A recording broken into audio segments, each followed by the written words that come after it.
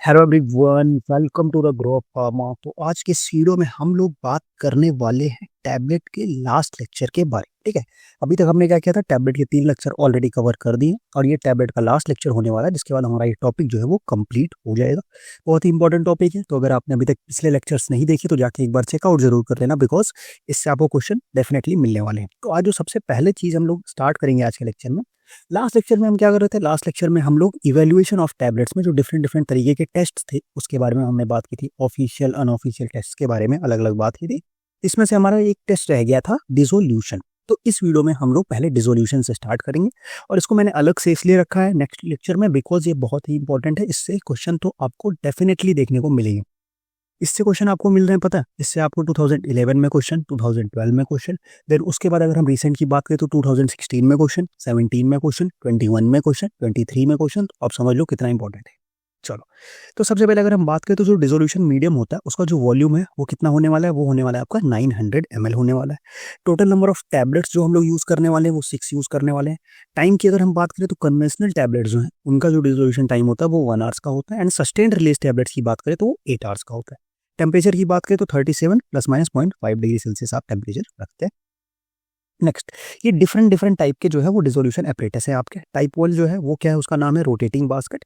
इसके लिए किसके किसके लिए यूज होता है, ये आपका कन्वेंशनल टैबलेट्स के लिए हो गया, modified release tablets and capsules के लिए हो गया। इसमें जो रोटेटिंग स्पीड रखते हैं हम 50 to 120 RPM रखते हैं। टाइप 2 की अगर हम बात करें तो ये हो गया आपका पैडल टाइप। इसका जो डोजेस फॉर्म हो गया, ओरली डिसइंटीग्रेटिंग टैबलेट्स हो गए, च्यूएबल टैबलेट्स हो गए, मॉडिफाइड रिलीज टैबलेट्स हो गए। टाइप 3 आपका आता है reciprocating cylinder, modified release and chewable tablets. Type 4 आपका फ्लो थ्रो सेल ऑपरेटर्स आता है, modified release and micro particles and granules के लिए। टाइप 5 आपका आता है पैडल ओवर डिस्क। ठीक है, टाइप 5 कौन सा आता है आपका, पैडल ओवर डिस्क, जो कि ट्रांसडर्मल पैचेस के लिए होता है। टाइप 6 जो आता है वो आपका क्या आता है, सिलेंडर, जिसका ट्रांसडर्मल पैचेस होता है। टाइप 7 आपका reciprocating disc, non disintegrating oral modified doses forms के लिए और कंट्रोल्ड डिजीज डोजेस फॉर्म के लिए इसको हम लोग यूज करते हैं। अब अगर इनका आरपीएम स्पीड मैं आपको मेंटेन बता दूं तो टाइप 1 की जो आरपीएम स्पीड होती है वो 50 to 120 होती है। टाइप 2 की 25 to 50 आरपीएम होती है। Type 3 6 to 35 RPM. Type 4 and 5 6 में आरपीएम स्पीड का रोल नहीं होता है। टाइप 5 जो है वो आपका RPM speed paddle over disc का 25 to 50 आरपीएम, एंड टाइप 7 का जो है वो आपका 30 आरपीएम होता है। ठीक, तो ये इसका क्या था, आरपीएम एंड डिस्क्रिप्शन था। अब इसको याद कैसे रखें, बिकॉज सबसे ज्यादा क्वेश्चन इसी से आता है। तो याद रखने का सिंपल सा तरीका है, आपको एक स्टोरी याद रखनी है कि एक लड़का था। ठीक है, लड़के का नाम क्या था, आप कुछ भी नाम रख लो, मैंने नाम रख दिया, लड़के का नाम था रोहन। ठीक है, रोहन क्या कर रहा था, अपनी बाईसाइकिल लेके, ठीक है, रोहन अपनी बाईसाइकिल की पैडल मारते हुए क्या कर रहा था, पैडल मारते हुए सिलेंडर लेके जा रहा था। और कहां से जा रहा था, पैडल मारते हुए सिलेंडर लेके किससे जा रहा था, सेल से जा रहा था।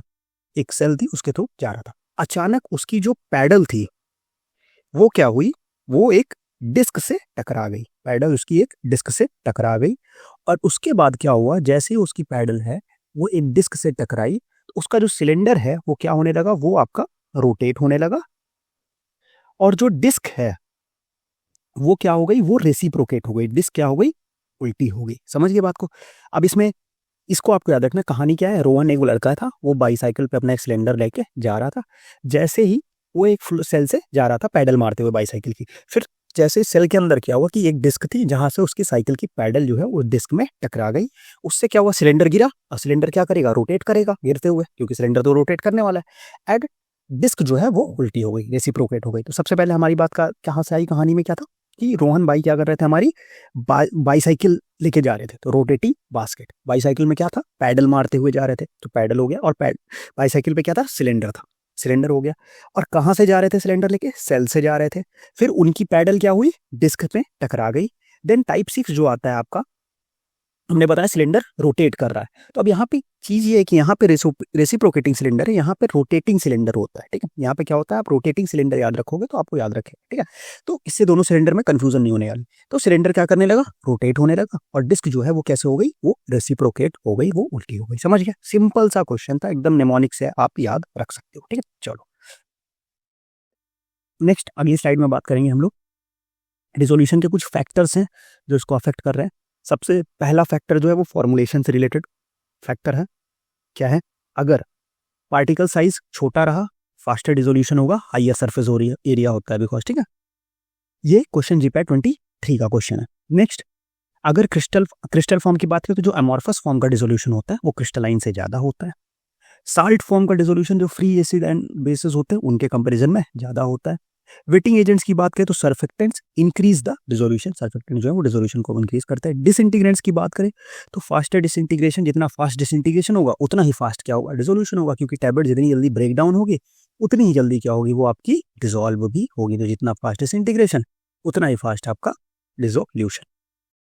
नेक्स्ट, कोटिंग की अगर हम बात करें तो फिल्म कोटिंग में डिले द डिसोल्यूशन, बिल्कुल सही बात है कि अगर उसमें अंदर कोई कोटिंग रहेगी उस टैबलेट के उस पर, तो उससे क्या होगा कि जो डिसोल्यूशन है वो आपका डिले हो सकता है, बिकॉज पहले आप उस जो डिसोल्यूशन मीडिया है उसको कोटिंग लेयर पेनेट्रेट करनी पड़ेगी, देन उसके बाद आपका जो है वो अंदर जा पाएगा उसको डिसॉल्व करने के लिए। नेक्स्ट आगे हम बात करें तो कंप्रेशन फोर्स, जितना ज़्यादा कंप्रेशन फोर्स रहेगा उतना क्या हो जाएगा कि टैबलेट के जो मॉलिक्यूल्स हैं वो कंपैक्टली टाइटली पैक हो जाएंगे, और जितना टाइटली वो आपस में पैक रहेंगे उनको डिसॉल्व होने में क्या होगा, उतना ही ज़्यादा टाइम लगने वाला है। तो इसीलिए जो कंप्रेशन फोर्स अगर ज़्यादा होगी तो जो डिसोल्यूशन होगा वो आपका क्या हो जाएगा, वो आपका स्लोअर हो जाएगा। ठीक है, नेक्स्ट आपका आता है हार्डनेस, सेम चीज, जितना हार्डर टैबलेट उतना स्लोअर डिसइंटीग्रेशन और उतना ही स्लोअर आपका डिसोल्यूशन। नेक्स्ट, ड्रग से रिलेटेड भी कुछ फैक्टर होते हैं। सॉल्युबिलिटी, एक्वा सॉल्युबिलिटी बहुत क्रिटिकल है, बिकॉज अगर ड्रग की सॉल्युबिलिटी एक्वा सॉल्युबिलिटी ज्यादा होगी तो उसका डिसोल्यूशन फास्ट होगा, अगर ड्रग की एक्वा सॉल्युबिलिटी कम हुई तो उसका डिसोल्यूशन ऑलरेडी आपका क्या हो जाएगा, कम हो जाएगा। नेक्स्ट अगर हम बात करें तो पीकेए, पीकेए क्या करता है, affect the solubility at different pH, like drug की जो पीकेए वैल्यू होती है उसके बेसिस पर उसकी सॉल्युबिलिटी डिसाइड होती है। कुछ ऐसी ड्रग्स होती है जिनकी मल्टीपल पीके वैल्यू, लाइक एक से ज्यादा पीके वैल्यूज होती है, तो उनका क्या होता है कि वो एसिडिक में भी सॉल्युबल होती है, बेसिक में भी सॉल्युबल होती है। तो ये जो सॉल्युबिलिटी फैक्टर्स है ये आपका पीके वैल्यू से भी गवर्न करता है। Next, polymorphism, different crystal forms dissolve differently. Particle size follows the noise Whitney equation follows किया जाता है, क्यों, बिकॉज पार्टिकल साइज रिड्यूस हुआ, सरफेस एरिया रिड्यूस हुआ, सरफेस एरिया रिड्यूस हुआ तो आपका क्या होगा, डिसोल्यूशन बढ़ जाएगा। नहीं सॉरी मैंने उल्टा बता दिया, पार्टिकल साइज रिड्यूस हुआ तो सरफेस एरिया इंक्रीज होगा, और सरफेस एरिया इंक्रीज होगा तो आपका क्या हो जाएगा। यहाँ पे देखो लिखा भी हुआ है ना ये चीज। अब देखो नॉइज विटनी इक्वेशन की बात आई है तो मैं आपको यहाँ पे इक्वेशन लिख के भी बता देता हूँ, because it is very important. ठीक है, 2023 में इससे क्वेश्चन था, D C by D T is equal to D A H into V, और यहाँ पे क्या हो जाएगा आपका सी एस ये होता है, और इसी को हम लोग क्या करते हैं C S minus C B यहाँ पे लिख सकते हो आप, ठीक, D A C S minus C. ठीक है, तो ये आपका नॉइज विटनी इक्वेशन होता है। यहाँ पे अगर हम बात करें नॉइज विटनी इक्वेशन में तो जो आपका डी ए जो होता है उसका क्या मतलब हुआ, डी मतलब होगा आपका डिफ्यूजन कोफिशिएंट, एच का जो मतलब है, एच आपका हो गया thickness of the diffusion layer, H क्या हो गया आपका thickness of the diffusion layer, A जो है आपका सरफेस एरिया हो जाएगा, वी जो है आपका क्या हो जाएगा वॉल्यूम ऑफ मीडियम, यहाँ पे इनटू है इज इक्वल टू इनटू होगा। ठीक है, वी क्या हो जाएगा आपका वॉल्यूम ऑफ मीडिया हो जाएगा। देन अगर हम बात करें सी एस जो है वो सैचुरेटेड सॉल्यूशन का कंसंट्रेशन, सी जो है concentration of a drug in solution at time T, और D C by D T जो है वो हमारा रेट ऑफ डिसोल्यूशन हो जाएगा। तो रेट ऑफ डिसोल्यूशन हम नॉइज विटनी इक्वेशन से फाइंड आउट करते हैं। ठीक है, चलो नेक्स्ट आगे बढ़ते हैं हम लोग। अगला कौन सा फैक्टर है, टेस्ट फैक्टर्स। टेस्ट फैक्टर्स क्या होता है कि एजिटेशन स्पीड, अगर हम जैसे डिसोल्यूशन परफॉर्म कर रहे हैं तो उसमें अगर हम उसकी जो एजिटेशन स्पीड है उसको अगर हम फास्ट कर दें तो फास्टर द एजिटेशन स्पीड, जितना फास्ट रहेगा उतना ही ज़्यादा फास्ट डिसोल्यूशन होगा। अगर एजिटेशन स्पीड आपकी स्लो हो जाएगी तो आपका जो डिसोल्यूशन है वो क्या हो जाएगा, वो आपका स्लो हो जाएगा। समझे बात को। नेक्स्ट अगर हम बात करते हैं अगला जो अपने पास क्या, medium of pH based on the ionisation of the drug. जैसे मैंने अभी बताया कि ड्रग के आयनाइजेशन पे चीज़ें डिपेंड करती है, जितना ज़्यादा आयनाइजेशन रहेगा उसके हिसाब से ड्रग की मीडियम पे भी डिपेंड करता है। अगर उसका जो आयनिक जो पीके वैल्यू वो एसिडिक है तो क्या होगा, ड्रग की जो है एसिडिक पे सॉल्युबिलिटी होगी, बेसिक है तो बेसिक पे सॉल्युबिलिटी होगी। इस तरीके से आयनाइजेशन वहाँ पे इफेक्ट होता है। नेक्स्ट अगर हम बात करें तो medium volume must maintain the sink condition, वहाँ पे हमें क्या होना चाहिए, सिंक कंडीशन जो है वो मेंटेन होनी चाहिए, बिकॉज विदाउट सिंक कंडीशन अगर आप मेंटेन नहीं करोगे तो आपका डिसोल्यूशन उस लेवल पे नहीं होगा, सॉल्युबिलिटी नहीं बढ़ेगी। नेक्स्ट आपका क्या, temperature, higher temperature faster the dissolution, बिल्कुल सही बात है, जितना ज़्यादा टेम्परेचर होगा उतना ही फास्ट डिसोल्यूशन होगा। इसी बट हम लोग टेम्परेचर को यूजुअली फिक्स रखते हैं कितने पे, 37 डिग्री सेल्सियस पे टेम्परेचर को फिक्स रखा जाता है। ठीक है, चलो next viscosity, higher the viscosity slower the dissolution, बिल्कुल सही बात है, विस्कोसिटी अगर ज़्यादा रहेगी मतलब सोल्यूशन जो है वो पहले से ही सैचुरेटेड है, उसके अंदर पहले से ही चीज़ें प्रेजेंट है, तो उसके बाद क्या हो जाएगा, वहाँ पे डिसोल्यूशन नहीं होगा। ठीक है, चलो नेक्स्ट अब हम लोग आगे बात करते हैं टैबलेट कोटिंग के बारे में। देखो ये भी एक बहुत इंपॉर्टेंट कॉन्सेप्ट है, इससे भी क्वेश्चन आपको देखने को मिलता है, टैबलेट कोटिंग। तो टैबलेट कोटिंग की बात करें तो इसमें कई तरीके की कोटिंग आती है और सबसे क्वेश्चन भी आते हैं, तो बिल्कुल अच्छे से इसको ध्यान से पढ़ेंगे। सबसे पहले आता है आपका सुगर कोटिंग, देन आता है आपका फिल्म कोटिंग और पॉलीमर कोटिंग, देन आता है आपका specialised coating and then enteric coating. Sugar coating coated with coloured और अनकलर्ड सुगर लेयर से कोटेड होता है इसमें, अभी इसके बारे में हम डिटेल भी देखेंगे। फिल्म कोटिंग की बात करें तो coated with thin layer of polymers. Specialised coating की बात करें तो compressed coating, electrostatic coating, dip coating और वैक्यूम फिल्म कोटिंग होता है। Enteric coating coated with enteric polymers के साथ कोटिंग होती है उसमें, ठीक है। चलो नेक्स्ट आगे बढ़ते हैं, अगला हम लोग सबसे पहले बात करेंगे सुगर कोटिंग की अगर हम बात करें तो सुगर कोटिंग के कितने स्टेप्स होते हैं। सुगर कोटिंग का सबसे पहला स्टेप होता है सील कोटिंग, ठीक है। इसमें सबसे पहले होता है सील कोटिंग, देन उसके बाद आता है आपका क्या सब कोटिंग, देन सब कोटिंग के बाद आता है आपका क्या स्मूदिंग, जिसको हम लोग बोलते हैं, इसी को हम लोग सिरपिंग भी बोलते हैं। देन उसके बाद क्या आएगा आपका, उसके बाद आएगा आपका colour coating, then colour coating के बाद आएगा आपका पॉलिशिंग, और पॉलिशिंग के बाद आपका आएगा लास्ट में प्रीटिंग। ये 6 स्टेप होते हैं जिससे कंप्लीट आपकी सुगर कोटिंग होती है। अब सीलिंग क्या होती है, सीलिंग की अगर हम बात करें तो सीलिंग में सबसे पहले to prevent the moisture penetration into the tablet core. तो सीलिंग जैसे इसका नेम सजेस्ट कर रहे हैं, आप किसी चीज को सील कर देते हो कंप्लीटली सो दैट उसके अंदर कुछ जा ना पाए, तो इसीलिए क्या होता है मॉइस्चर का जो पेनिट्रेशन है उसको प्रिवेंट करने के लिए यहाँ पे हम लोग सीलिंग का यूज करते हैं स्टेप को। इसके अंदर हम लोग यूज क्या क्या करते हैं, आपका सेलैक यूज हो सकता है, जेन यूज हो सकता है, सेलुलोज एस्टेट थैलेट एंड पीवीएपी का यूज किया जाता है। नेक्स्ट आपका क्या है सब कोटिंग की अगर हम बात करें, round the edges and build up the tablet size. ये क्या करता है, जो एजेस हैं उसको राउंड करता है और टैबलेट की साइज को बिल्डअप करता है, लाइक कितने डिजाइन की टैबलेट कितने साइज की होनी चाहिए उसको ये उसका बिल्डअप होता है कहाँ से, आपका स्टेप से जो है हमारा क्या सब कोटिंग। नेक्स्ट अगर हम बात करें, इंक्रीज वेट बाई 50 to 100% का वेट इन पे इंक्रीज होता है। देन बाइंडिंग सोल्यूशन जो है आपका gelatin, sugar cane, PG and acacia का यूज करते हैं, और नेस्टिंग पाउडर का यूज करते हैं हम लोग calcium carbonate, talc and titanium dioxide, ठीक है। अभी जो पहला स्टेप हमने पढ़ा सीलिंग से आपके जीपैट 21 में भी क्वेश्चन था, सीलिंग से आपके जीपैट 22 में भी क्वेश्चन था, तो बहुत इंपॉर्टेंट है, इसको ध्यान रखना। नेक्स्ट अगर हम बात करें तो अगला आता है स्मूदिंग, या जिसको हम लोग सिरपिंग भी बोलते हैं।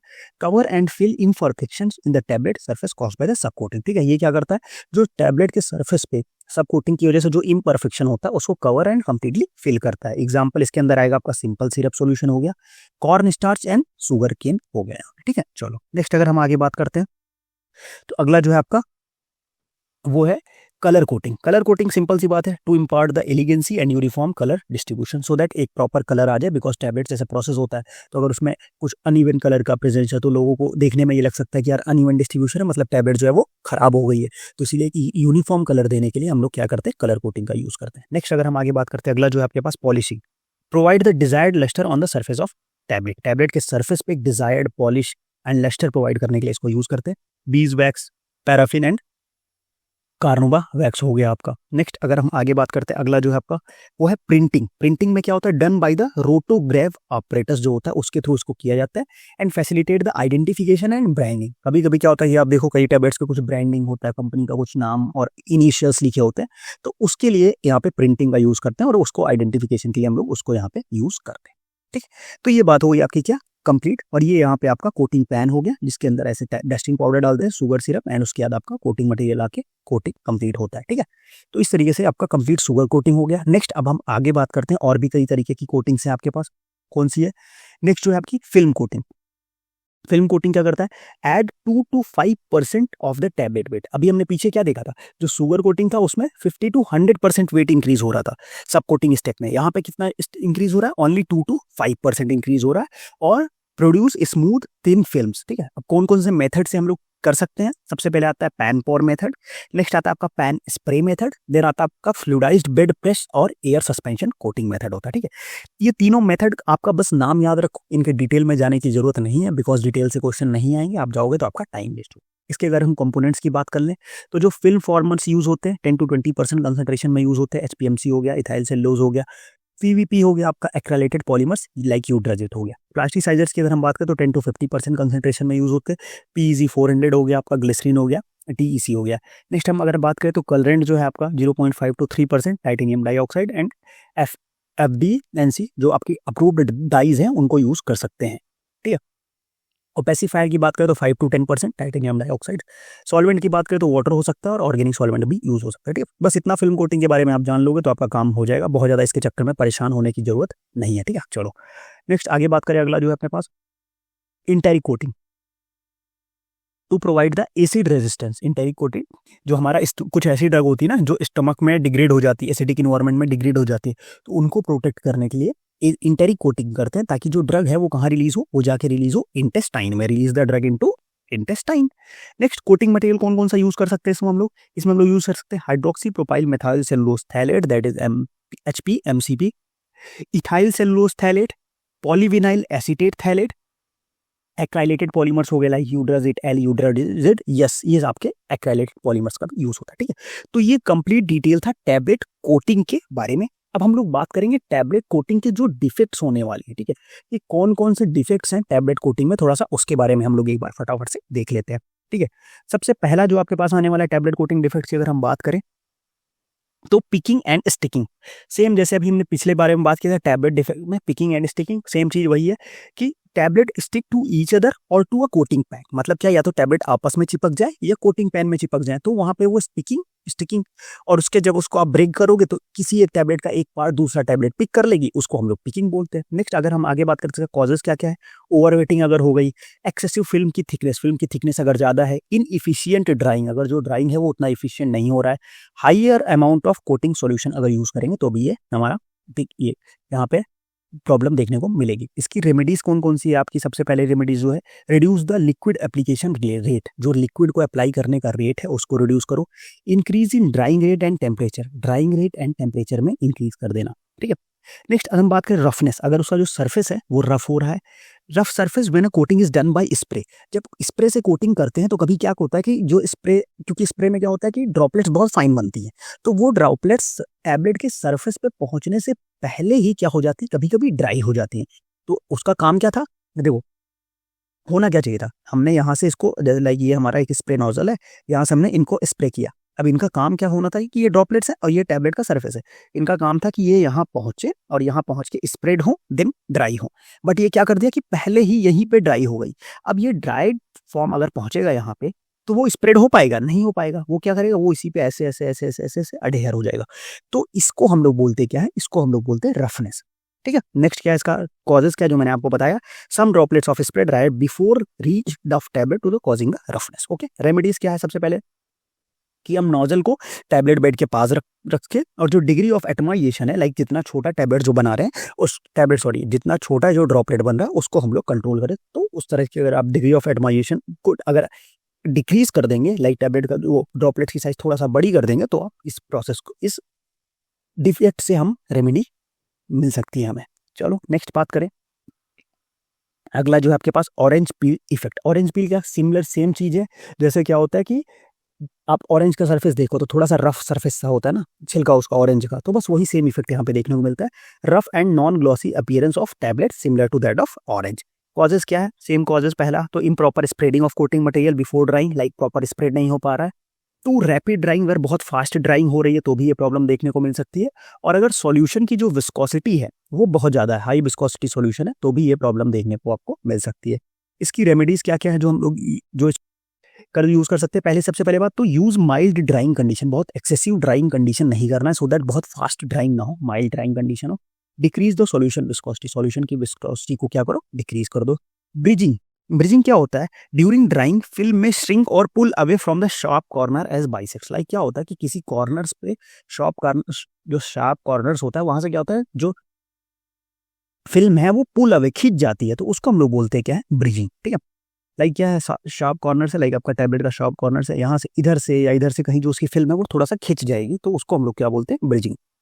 कॉजेस क्या क्या है इसके, high viscosity of coating material solution and high percent of solid content अगर है तो हो जाएगा। इम्प्रॉपर प्रेशर ऑफ एटमाइजर, अगर एटमाइजर का जो प्रॉपर है प्रेशर है वो प्रॉपरली नहीं रहेगा तो भी यहाँ पे प्रॉब्लम देखने को मिलती है। रेमेडीज क्या क्या है इसकी, सबसे पहले रेमेडीज जो है इसकी आपकी increase the plasticiser content, plasticiser का कंटेंट बढ़ा दो। Reduce the viscosity of the solution, solution की जो विस्कोसिटी है उसको रिड्यूस कर दो, ठीक है। नेक्स्ट फिलिंग में क्या होता है कि सिंपल सी बात है, लाइक आपका जो टैबलेट है, आपने देखा होगा कि जो टैबलेट्स होती है, ठीक, लाइक टैबलेट है तो इसके बीच में ऐसे एक लाइन होती है, बाइसेक्ट बोलते हैं इसको, या टैबलेट में कुछ कभी कभी लिखा हुआ होता है उसको मोनोग्राफ बोलते हैं। तो टैबलेट के बाइसेक्ट या मोनोग्राफ को फिल कर देना, कोटिंग सॉल्यूशन जो सॉल्यूशन हम यूज कर रहे हैं, तो वो जो लाइन है, बाइसेक्ट लाइन है, उसको कंप्लीटली फिल कर जाना, तो उसको हम वहाँ उस प्रॉब्लम को क्या बोलते हैं, फिलिंग। कॉज क्या है, अगर applying too much solution resulting in a thick film formation, अगर हम बहुत ज़्यादा सॉल्यूशन को अप्लाई करेंगे तो हमें एक उसमें थिक फिल्म देखने को मिलेगी, तब यहाँ पे वो प्रॉब्लम हो सकती है। इसकी रेमेडीज़ क्या है? सबसे पहली रेमेडी है इसकी, control the fluid application rate, जो फ्लूइड हम अप्लाई कर रहे हैं जिस रेट से उसको कंट्रोल करते हैं तो काम हो जाएगा। अब यहाँ पे देखो ये ऑरेंज पील का डायग्राम हो गया, ये ब्रिजिंग का हो गया, यहाँ देखो आप कॉर्नर से फिल्म निकल रही है, और ये आपका क्या हो गया, यहाँ पे जो यहाँ पे लिखा हुआ है वो आपको दिख नहीं रहा होगा, बिकॉज वो क्या कर दिया, फिल कर लिया उसको कंप्लीट। ठीक है, चलो नेक्स्ट कुछ और डिफेक्ट्स है, 3 इंपॉर्टेंट और डिफेक्ट्स है, उनको हम लोग देख लेते हैं। सबसे पहला जो डिफेक्ट अगला क्या है, ब्लिस्टरिंग। ब्लिस्टर का क्या मतलब होता है, छाले। आपने देखा होगा कि आपका भी जल जाओ तो आपके हाथों पैरों में क्या होता है, छाले पड़ जाते हैं, फफोले पड़ जाते हैं, तो उसको हम लोग क्या बोलते हैं, ब्लिस्टर। तो अगर सिमिलर चीज, सेम चीज टैबलेट के सर्फेस पे दिखने को मिलेगी तो वो ब्लिस्टरिंग इफेक्ट बोलता है। इसमें क्या होता है, local detachment of film from the surface forming blister. मतलब क्या है, जो फिल्म है वो सर्फेस से लोकली डिटैच हो जाती है बाई फॉर्मिंग अ ब्लिस्टर। इसके कॉजेज क्या क्या है, सबसे पहला जो कॉज है, too rapid evaporation of solvent from the core. Core से बहुत फास्टली सॉल्वेंट का इवेपोरेशन होना, हाई टेम्परेचर, अगर टेम्परेचर ज्यादा है, और over heating during the spraying. अगर ओवर हीट करेंगे तो क्या होगा कि जो सॉल्यूशन है, सॉल्वेंट हो, बहुत फास्ट बाहर निकलेगा, और जो सॉल्यूशन फास्ट बाहर निकलेगा तो ऊपर की जो फिल्म लेयर है वो भी ऊपर निकलेगी, तो वहां पे वो क्या होगा, ब्लिस्टर का फॉर्मेशन होगा। इसकी रेमेडीज क्या है, सिंपल सी माइल्ड ड्राइंग कंडीशन का अगर हम यूज करेंगे तो यहाँ पे ये प्रॉब्लम हमें देखने को नहीं मिलेगी। नेक्स्ट अगर हम बात करें, हैजिंग, ब्लूमिंग और डल फिल्म, ये तीनों सेम ही है। मतलब क्या है, कोटिंग बिकम डल इमीडिएटली और after a prolong storage at high temperature. मतलब जो कोटिंग है, आप देखो टैबलेट्स की कोटिंग क्या होती है, थोड़ी सी साइनी और एकदम अच्छा सा अपीयरेंस होता है, बट या तो थोड़े टाइम बाद या तुरंत ही वो क्या हो, वो डल हो जाए, तो उस प्रॉब्लम को हम लोग क्या बोलते हैं, हैजिंग और ब्लूमिंग और डल फिल्म। इसके जो कॉजेज हैं, हम लोग कॉजेज क्या क्या है इसके, सबसे पहला कॉजेज है कि टू हाई प्रोसेसिंग टेम्परेचर। अगर प्रोसेसिंग टेम्परेचर बहुत ज़्यादा हाई रखेंगे तो हमें ये प्रॉब्लम देखने को मिलेगी। नेक्स्ट अगर हम बात करें कि high concentration and low molecular weight of plasticiser, अगर हम प्लास्टिसाइजर का कंसंट्रेशन ज़्यादा रखें और कम मॉलिक्यूलर वेट का यूज़ करेंगे तो भी हमें ये प्रॉब्लम देखने को मिलेगी। इसकी रेमेडीज क्या क्या है, सबसे पहले जो है, decrease the plasticiser content and increase the molecular weight. ठीक है, आप क्या करो, प्लास्टिसाइजर का कंटेंट डिक्रीज करो और उसका जो मॉइस्चर है, मॉलिक्यूलर वेट है, वो बढ़ा दो, बस सिंपल सी इसकी रेमेडी है। Next one is cracking. Cracking simple सा आपको नाम पता है कि film either crack across the crown of the tablet और splits around the edges of the tablet. मतलब क्या होता है कि जो फिल्म है या तो टैबलेट के क्राउन्स, मतलब साइड साइड से वो बीच से क्रैक हो जाएगी, या जो एजेस है वहां से क्रैक डाउन हो जाएगी। ठीक है, तो उसको हम लोग बोलते हैं क्या, क्रैकिंग। कॉजेस क्या है इसके, internal stress in the film exceed the tensile strength of the film. मतलब क्या, जब इंटरनल स्ट्रेस, जो उस फिल्म के अंदर की जो स्ट्रेस है वो उसके टेंसाइल स्ट्रेंथ को क्रॉस कर जाएगी, किसकी, फिल्म की, तो अपने आप वो वहां पे क्या देखने को मिलेगा, हमें ब्रेकिंग, क्रैकिंग देखने को मिलेगी। इसकी रेमेडीज क्या है, हम क्या करें, इसकी जो इंटरनल स्ट्रेस है उसको मिनिमाइज कर देंगे। कैसे, हम प्लास्टिसाइजर का यूज करके उसकी इंटरनल स्ट्रेस को मिनिमाइज कर सकते हैं। अब यहाँ पे डायग्राम देखो, तो आप तीनों को मैं डायग्राम आपको दिखाता हूँ तीनों का। ये देखो यहाँ पे क्या है कि छोटे छोटे आपको ब्लिस्टर्स दिख रहे होंगे, तो ये है ब्लिस्टरिंग इफेक्ट। अब यहाँ पे क्या है कि देखो, ओरिजिनल कोटेड टैबलेट इनिशियली देखो थोड़ा सा साइनी अपीयरेंस था, और उसके बाद क्या हुआ, ब्लूम हो गई, तो इसका क्या हो गया, डल हो गया है। ठीक है, तो ये डलिंग इफेक्ट है। अब देखो यहाँ पे दो चीजें थी, या तो क्राउन ऑफ द टैबलेट्स और split around the edges. Crown से देखो तो यहाँ पे क्राउन से भी टैबलेट ब्रेक डाउन हो रही है, और एजेस से भी यहाँ पे ब्रेक डाउन देखने को मिल रहा है। तो ये प्रॉब्लम क्या होती है, आपकी क्रैकी। ठीक है, चलो नेक्स्ट। अब देखो ये स्टेप्स थोड़ा सा, बहुत सारे आपके वो हो गए कि बहुत सारे डिफेक्ट्स हो गए। अब इसको याद कैसे रखोगे, सिंपल सा एक निमोनिक बताता हूँ, उससे सारे इफेक्ट्स आप याद रखो। निमोनिक क्या है, pick rough oranges before cracking, fill boxes and hide them. मतलब क्या कि जो रफ ऑरेंजेस हैं उनको पिक करो जब क्रैक होने से पहले, और उसको बॉक्स में फिल करके छिपा दो, ताकि वो क्या हो, क्रैक ना हो। ठीक है, सिंपल सा है। पिक से आपका आएगा क्या, पिकिंग। रफ से आएगा आपका क्या, रफनेस। ऑरेंजेस से तो ऑरेंज पील इफेक्ट आ ही रहा है। बिफोर से आपका आएगा ब्लिस्टरिंग। क्रैकिंग से तो क्रैकिंग ही आ रहा है। फिल बॉक्सेस मतलब filling and bridging, and hide मतलब आपका क्या हो जाएगा, हैजिंग, जिसको हम लोग ब्लूमिंग भी बोलते हैं। ठीक, तो ये कंप्लीट किया था निमोनिक का, जिससे आप सारी डिफेक्ट्स को इजीली याद रख सकते हो। अब कुछ हम लोग क्या होते हैं, गोल्डन पॉइंट्स में बता दूं, वन लाइनर जो आपको इंपॉर्टेंट है, याद रखोगे तो आपका काम ईजी हो जाएगा।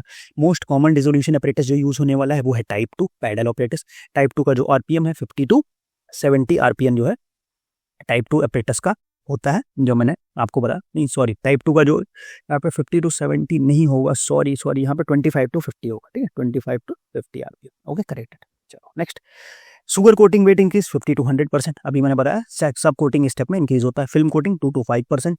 सुगर कोटिंग के स्टेप 6 स्टेप है, seal, sub coat, smooth, colour, polish and then printing. Enteric polymer जो है डिसॉल्व होता है, sorry most popular film polymer क्या है, एचपीएमसी है। इंटेरिक कोटेड पॉलीमर जो है वो डिसॉल्व होंगे कब, pH 5.5 to 7, that is acidic condition में। यूड्रेजिट ईएल पीएच 6 से ज्यादा, यूड्रेजिट एस पीएच 7 से ज्यादा, ठीक है, दोनों L100 और S100 में डिफरेंस है, थोड़ा सा अपर लेवल की चीज़ है, अगर आप अभी स्किप भी कर दोगे तो चलेगा, कोई दिक्कत नहीं है। Most common coating defect, picking and sticking.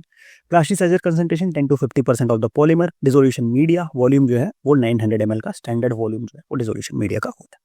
तो इसी के साथ हमने एक चैप्टर और अपना फार्मास्यूटिक्स में टैबलेट जो है वो कंप्लीट कर दिया। अब बहुत जल्दी मैं टैबलेट का क्या कर दूंगा, बहुत जल्दी आपका टैबलेट का MCQ एंड PYQs भी आपको मैं सॉल्व करा दूंगा, तो अब उसको भी फटाफट से चेकआउट कर लेना। उससे पहले आप जाके मेरा व्हाट्सएप ग्रुप ज्वाइन करो, बिकॉज सारे लेक्चर्स की अपडेट्स प्रॉब्लम्स जो भी आप हो वहाँ से आप मेरे से डाउट करके पूछ सकते हो। देन आपका टेलीग्राम चैनल ज्वाइन करो, क्योंकि वहाँ भी मैं नोट्स और बाकी इंपॉर्टेंट क्वेश्चंस की प्रैक्टिस चल रही है। इंस्टाग्राम पे फॉलो करो, सारी अपडेट्स काफ़ी फ्लो चार्ट्स नेमोनिक्स में इंस्टाग्राम पे भी डाल रहा हूँ, तो फॉलो जरूर कर लेना। बाकी आपको नोट्स चाहिए, वेबसाइट पर जाके डाउनलोड करो, ईजिली मिल जाएगी। अगर आपको क्वेश्चन प्रैक्टिस करना है फ्री ऑफ कॉस्ट बिना किसी चार्ज के, आप वेबसाइट पर जाओ, free of cost question practice करो। देन अगर अभी जो रिमेनिंग 2 मंथ है सिंस जीपैट की डेट, चूंकि 7 मार्च को पेपर है, तो आपके पास केवल 2 मंथ का टाइम है। और अगर आपको नहीं पता कि अपना लास्ट 2 मंथ कैसे प्लान करना है, क्या चीज़ें करनी है, जिस लेवल पे आप हो उस लेवल से एक हायर लेवल पे, एक अच्छी रैंक तक अगर आपको जाना है और आप अपनी प्लानिंग नहीं कर पा रहे हो, तो आप मेरे से 1-to-1 सेशन बुक करके भी ये काम कर सकते हो। आपको इस वेबसाइट पर जाके सेशन बुक करना है, एक नॉमिनल सी फी देके आपको सेशन वो करना है। और अगर आपको कोई भी इशू आता है तो आप व्हाट्सएप ग्रुप के थ्रू भी मेरे को मैसेज करके मेंटरशिप प्रोग्राम में इनरोल हो सकते हो।